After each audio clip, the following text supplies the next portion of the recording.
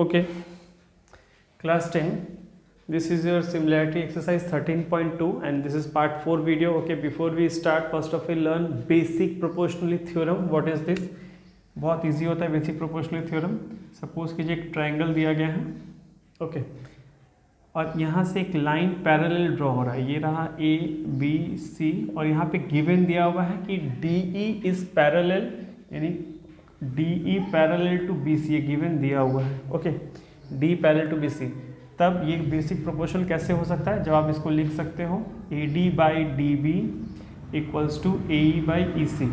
ये हो जाता है आपका BPT theorem, basic proportionality theorem. इसका मतलब क्या है? सपोज कीजिए ये लाइन 12 है, ये लाइन 10 है, ये हाँ 12 है और 10 है, या ये 15 है 20 वॉट एवर.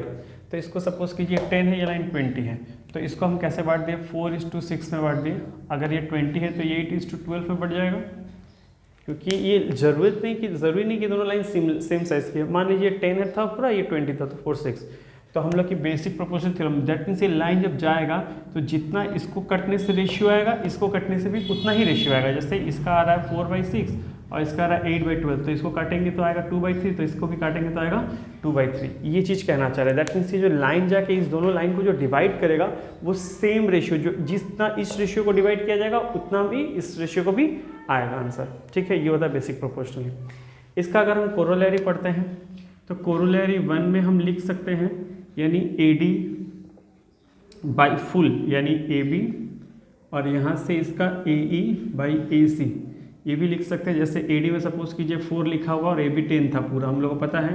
ए ई में 8 लिखा हुआ और ए सी पूरा 20 था, तो ये भी हो गया 2/5, तो ये भी हो गया 2/5. देख सकते हैं इक्वल हो गया कोरोलरी 1 से. कोरोलरी 2 में आप लिख सकते हैं ये नीचे, that means D B by full यानी ए बी, और यहाँ से ई सी बाई फुल. तो नीचे में क्या था? डी बी कितना था? 6, और ये था 10, और ये कितना था? 12/20. तो इसका भी आंसर आ गया 3/5, इसका भी आंसर आ गया 3/5. तो अब देख सकते हैं इस तरह से सेम दे रहा है. दैट मीन्स अगर कोई भी लाइन यहाँ से एक ट्राइंगल में दिखाया जा रहा है कि पैरेलल दिया हुआ है, तो यहाँ का जो रेशियो होगा, यहाँ का भी दोनों रेशियो सेम पोर्शन में कटा जाएगा. मतलब सेम रेशियो, जहाँ इस लाइन को जितने रेशियो में डिवाइड किया होगा, इस लाइन को भी उसी रेशियो में डिवाइड किया जाएगा. और कहीं पे ऐसा कोरोलरी 1 कोरोलरी 2 का यूज़ आप करना चाहते हो तो कर सकते हो. इसी का कन्वर्स क्या होता है कि कोई ट्राइंगल दिया गया है और किसी ट्राइंगल को देने के बाद कह दिया गया है कि ए बी सी और डी ई, और कहा गया कि ए डी का वैल्यू और डी बी का वैल्यू का रेशियो और ए ई और ई सी का वैल्यू का रेशियो अगर सेम दिया हुआ है, इसका मतलब क्या? जैसे इस क्वेश्चन में लाइन पैरेलल दिया होता था तो ये कंडीशंस आते थे. अगर ये कंडीशन दिया है दैट मीन्स ये line D E parallel to B C होगा, यानी कन्वर्स ऑफ बीपीटी, यानी उल्टा. ठीक है, बुक में पूरा बीपीटी का थ्योरम लिखा हुआ है, आप लोग उसको अच्छे से एक बार और रिविजन कर लीजिएगा, पढ़ लीजिएगा. हम लोग आते हैं एक्सरसाइज के क्वेश्चंस में. ओके ओके, ये एक्सरसाइज का पहला क्वेश्चन है. हम लोग देखते हैं इस क्वेश्चन को. In the given figure D E parallel to B C given दिया हुआ है, और ए डी का वैल्यू आपको मेंशन कर दिया गया है 3, और बी डी का वैल्यू मेंशन कर दिया गया 4, और बी सी का वैल्यू यहाँ से मेंशन कर दिया गया 5. आपको क्वेश्चन में निकालने के लिए कहा गया find A E is to E C, यानी ए ई और ई सी का आपको रेशियो निकालना है, और साथ ही साथ आपको डी ई भी निकालना है. ये बिल्कुल ही मत भूल जाएगा कि यहाँ से वीपीटी होगा, यहाँ पे सिमिलैरिटी आप चैप्टर कर रहे हो तो सिमिलैरिटी का पूरा पोर्शन आपको लगाना होगा. ओके, तो अगर गिवन दिया हुआ है कि D E parallel to B C है, तो दैट मीन्स बाय बीपीटी हम लोग क्लियरली लिख सकते हैं कि A D by D B equals to A E by E C by BPT लिख सकते हैं ना ये. तो ए डी देखिए आपके क्वेश्चन में 3 लिखा हुआ है और डी बी 4 लिखा हुआ था, तो ये automatic A E by E सी आपका हो गया 3/4, यानी जो पहला क्वेश्चन बोला था उसका आंसर चला भी आया. ठीक, अब बारी है कि डी ई को, यानी इस लाइन को कैसे फाइंड आउट करना है. इस लाइन को फाइंड आउट करने के लिए आपको ए डी ई और ए बी सी को पूरा सिमिलर प्रूफ करना होगा, जो हम लोग सिमिलैरिटी में करते थे. फिर से शुरू करते हैं. In triangle A D E and triangle A B C, angle A equals to angle A, दोनों में एंगल ए कॉमन है, और ये लाइन पैरेलल है. That means corresponding angles are equal, हम लोग लिख सकते हैं, यानी angle A D E equals to angle A B C, corresponding angles are equal. तो इसका मतलब क्या हो गया? Triangle ADE similar to triangle ABC by angle से प्रूफ हो गया। और हम लोग को पता है कि कोई भी ट्राइंगल सिमिलर प्रूफ हो जाता है when two triangles are similar then the ratio of their corresponding sides are equal. यानी हम क्लियरली लिख सकते हैं कोई भी कॉरस्पॉन्डिंग साइड्स को, अगर यहाँ से हम लोग AD पकड़ते हैं तो यहाँ से हम लोग पूरा AB लिख सकते हैं। कॉरस्पॉन्डिंग साइड हम लोग एक्सरसाइज 1 में हम लोग काफ़ी बार किए हुए हैं। अगर इस एंगल का इस पोर्शन को लेंगे तो इस एंगल का इस पोर्शन को लेंगे। अगर यहाँ से हम लोग इसके लिए अगर हम DE लेते हैं तो इसके लिए पूरा हमको BC लेना होगा। क्लियर? तो अब देख सकते हैं AD का वैल्यू कितना था 3 और AB का वैल्यू 3 + 4 यानी 7। D का वैल्यू पता नहीं है लेकिन BC का वैल्यू क्वेश्चन में 5 दिया हुआ था, तो यहाँ से 3 5 15/7 यानी DE = 15/7 हम लोग लिख सकते हैं। ओके, नोट कर लीजिए।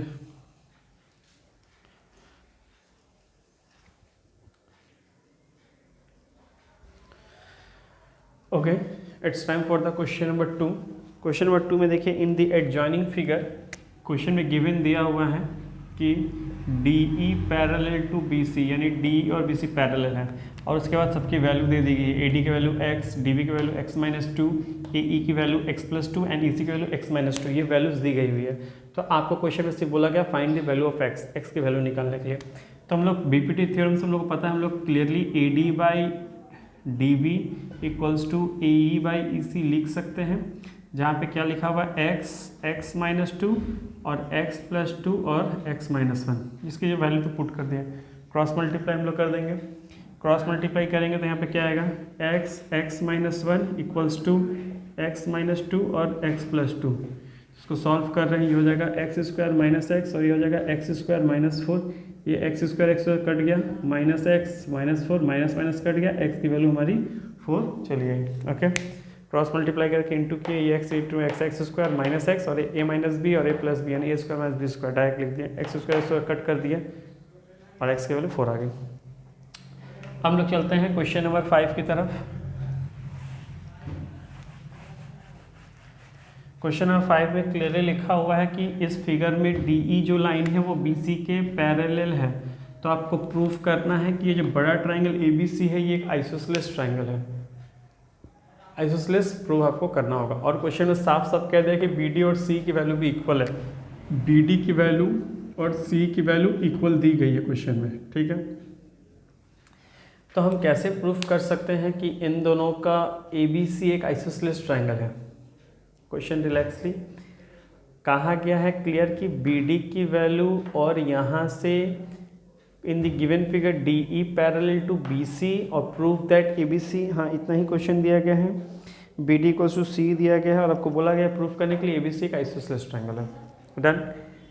तो अगर BD और C की वैल्यू इक्वल पहले से ही मेंशन है, ध्यान दीजिएगा, तो हम लोग सबसे पहले इस ट्राइंगल में in triangle ADE and triangle ABC, ध्यान दीजिएगा, इस दोनों में एंगल A और एंगल A इक्वल है। ऐसे भी लिख सकते, चलो ऐसे नहीं लिखते हम लोग, BPT है तो हम लोग BPT से डायरेक्ट बना देते हैं। ओके, तो अगर क्वेश्चन में गिवन है कि DE पैरेलल टू BC ये गिवन है तो हम लोग क्लियरली लिख सकते हैं AD/DB = AE/EC, ये चीज़ हम लोग लिख सकते हैं ना आराम से। हाँ, तो AD की जगह फिर AD, लेकिन जो यहाँ BD और C है दोनों इक्वल है तो इसकी जगह हम क्या करते हैं वही BD की जगह BD और AE, लेकिन EC को इस बार रिप्लेस करके हम फिर BD लिख सकते हैं। तो क्योंकि क्लियरली कह दिया है कि BD की वैल्यू और C की वैल्यू दोनों क्या है इक्वल है, तो हम C की जगह हम क्या लिख रहे हैं BD लिख सकते हैं। ओके, तो ये BD कैंसिल हो गया, जिसका मतलब क्या हो गया AD = AE हो गया। यानी हमने ये भी प्रूफ कर दिया कि AD की वैल्यू भी और AE की वैल्यू भी क्या है इक्वल है। तो ये हो गया हमारा इक्वेशन 2 और पहले दिया हुआ था क्वेश्चन में कि BD = CE इक्वेशन 1। ठीक है, तो हम लोग क्या करते हैं, अब एडिंग करते हैं इक्वेशन 1 को और इक्वेशन 2 को। यहाँ पे इक्वेशन 1 में क्या है BD और इक्वेशन 1 में क्या है AD, इक्वेशन 2 में क्या है CE और यहाँ क्या है AE। तो आप देख सकते हैं C और AE को प्लस करने से क्या आता है AC आता है और यहाँ पे BD और AD को प्लस करने से क्या आता है AB आता है। तो आपने प्रूफ कर दिया कि ए बी और ए सी दोनों क्या है, इक्वल है। यानी जिस ट्राइंगल के दो साइड इक्वल है उसको कौन सा ट्राइंगल कहा जाता है, isosceles. Therefore triangle A B C is an isosceles triangle.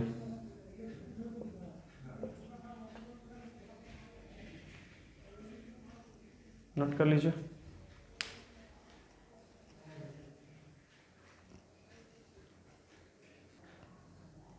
Okay.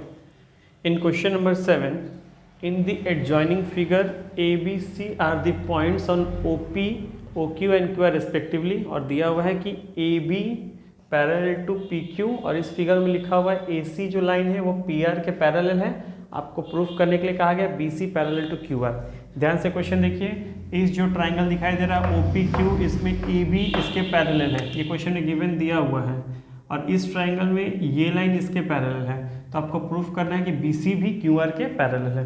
Okay, तो सबसे पहले हम लोग लेते हैं इन ट्राइंगल OPQ, हम लोग को गिवन दिया हुआ है कि AB पैरेलल टू PQ ये गिवन है, तो हम लोग क्लियरली लिख सकते हैं OA by AP equals to OB by BQ by BPT हम लोग लिख सकते हैं, क्योंकि अगर ये पैरेलल है तो हम लोग इसको BPT के थ्रू इतना लिख सकते हैं। ओके, फिर दूसरे ट्राइंगल में, और इसको हम लोग यहाँ इक्वेशन 1 मान के छोड़ देते हैं। इन ट्राइंगल OPR, इसमें गिवन दिया हुआ है AC पैरेलल टू PR, तो हम लोग क्लियरली लिख सकते हैं OA बाई AP, देख सकते हैं OA बाई AP, और यहाँ से OC by CR, OC by CR लिख सकते हैं ना। आप देख सकते हैं ये ट्राइंगल जो बना हुआ था, इसमें अगर ये लाइन पैरेलल दिया तो OA बाई AP और यहाँ से OB बाई BQ पहला का लिख दिए, और ये ट्राइंगल है तो इसमें OA बाई AP और इसमें OC बाई CR लिखा हुआ है, तो ये हो गया इक्वेशन 2। ये भी क्या हो गया, बाई BPT हो गया।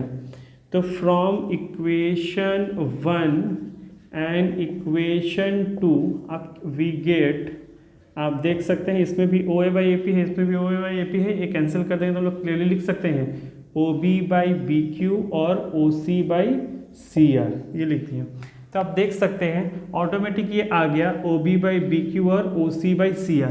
ये कब आता है, जब ये दोनों लाइन पैरेलल होते हैं तब, लेकिन यहाँ तो पैरेलल कहा गया नहीं है, लेकिन हम लोग को पैरेलल प्रूफ करने क्या है, हम लोग जब पैरेलल होता है तो इसको ऐसे रेशियो में लिख सकते हैं, सेम रेशियो में, लेकिन ये ऑटोमेटिक प्रूफ हो क्या आ गया कि OB बाई BQ और OC by CR।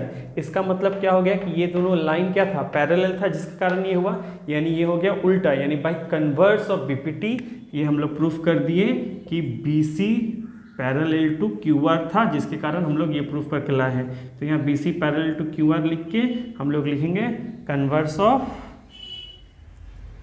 BPT। Note कर लीजिए।